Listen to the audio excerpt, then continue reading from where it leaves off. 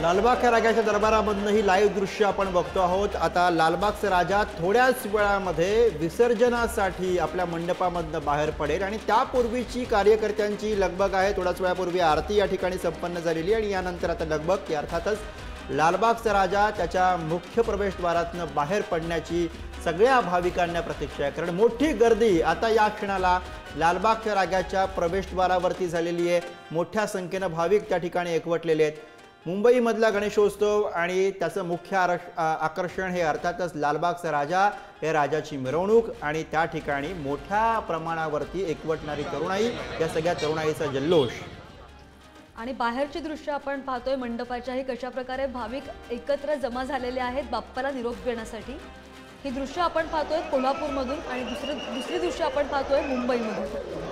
कोल्हापूरमध्ये सुद्धा गुरु आपण पाहू शकतो की पारंपरिक पद्धतीने अगदी बाप्पाला पालखीमध्ये बसवलेलं आहे आणि बाप्पाचं दर्शन घेण्यासाठी भाविक एकच गर्दी करतात। बाप्पाच्या आजूबाजूला सुद्धा भव्य अशी रांगोळी काढण्यात आलेली आहे आणि बाप्पाला निरोप देण्यासाठी आता भाविक जे आहेत सज्ज झालेले पाहायला मिळतात। आणि विशेष म्हणजे छोटा गणपती बाप्पा सुद्धा आपल्याला या दृश्यांमध्ये दिसतोय। खरं तर लहान मुलांसाठी सुद्धा गणपती बाप्पा, गणपतीला म्हणजे गणपतीला बरीच नावं आहेत, पण त्यातही लहान मुलांचं आवडतं नाव कोणतं असेल तर ते म्हणजे अर्थातच बाप्पा। आपला अगदी आपुलकीनं बाप्पाला आवाज द्यावा असं हक्काचं बाप्पाचं हे नाव आणि त्या गणपती बाप्पाचं हे लहानसं रूप सुद्धा आपल्याला कोल्हापूरमध्ये पाहायला मिळते। खरं तर हा सगळा उत्साह आहे, या सगळ्या प्रथा आहेत, या सगळ्या परंपरा आहेत आणि त्यातला हा सगळा जल्लोष आहे जो आज आपल्याला एकूणच राज्यभरामध्ये जिथे जिथे म्हणून राज्यभरच नाही, आपण मगाशी बंगळुरूमधला बाप्पा सुद्धा बघितला, एकूणच देशभरामध्ये आपल्याला असाच उत्साह आणि ही सगळी परंपरा प्रथा जपताना सगळे भाविक गण पाहायला मिळतात। लालबागचा राजा एकीकडे आणि दुसरीकडे आपण बघतो आहोत तो मुंबईचा राजा,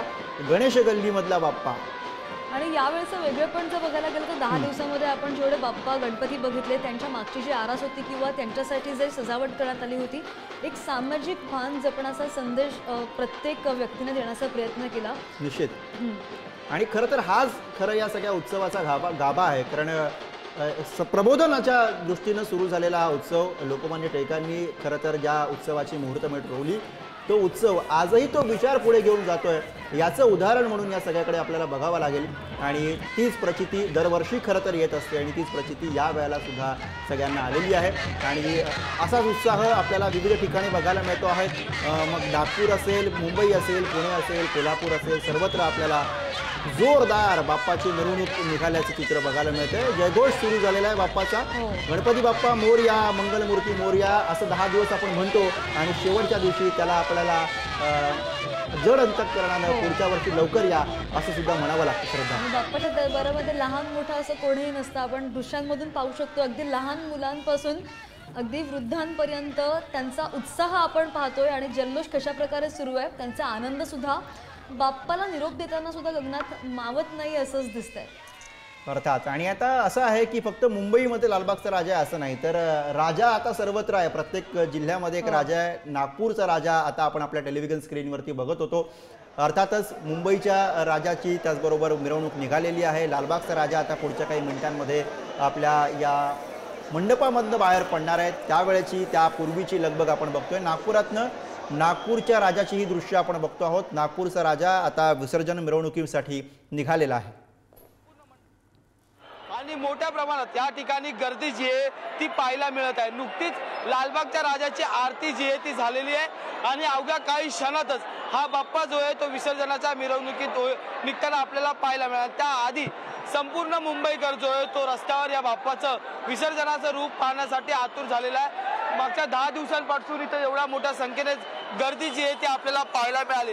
आपण जर मंडळाच्या आतमधल्या साईडला जर पाहिलं तर गुलालाने माखलेली ही सगळी भक्तगण जी आहेत ती पाहायला मिळालेत। नुकतीच आरती झालेली आहे पारंपरिक पद्धतीने, कोळी बांधवांकडून जी आहे ती पूजा सुद्धा पार पडलेली आहे आणि त्याच्यानंतर आता लालबागच्या राजाची मिरवणूक जी आहे ती या ठिकाणी पाहायला मिळते।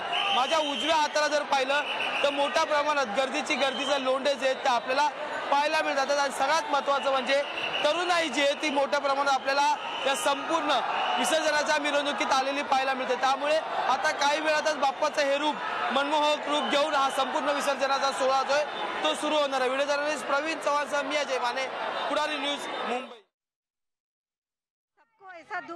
दुख महसूस हो रहा है पर खुशी भी हो रही है। पापा अपने गरीबों के घर जा रहे हैं और बस इतना ही कहना चाहूँगी।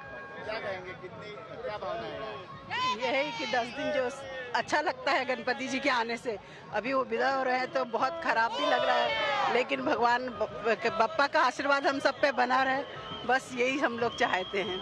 बाप्पाचा आशीर्वाद आमच्या सर्वांवर राहो हीच प्रार्थना आज बाप्पाच्या विसर्जन मिरवणुकीत आहे। मोठ्या प्रमाणात गणेश भक्त जे आहेत त्या विसर्जन मिरवणुकीत सहभागी झालेले आहेत आणि बाप्पा आजची या विसर्जनाची मिरवणूक आता नागपूरच्या तुळशीबाग येथून निघून कोराडीमध्ये ती बाप्पा जे आहेत ते विसर्जित करण्यात येणार आहे। तर ते जवळपास त्याला संध्याकाळ होईल। कॅमेरामन मंगेश हस्तकसह जितेंद्र शिंगाडे, पुढारी न्यूज, नागपूर। नागपुरातली दृश्य आपण बघत होतो। नागपूरच्या राजाच्या तिकडे मिरवणूक निघालेली आहे, तर तिकडे लालबागच्या राजाच्या आता मिरवणूक निघण्याची प्रतीक्षा आहे। आणि दुसरीकडे ही दृश्य आहेत ती लालबाग परिसरामधलीच मुंबईच्या राजाच्या मिरवणुकीमधली दृश्य।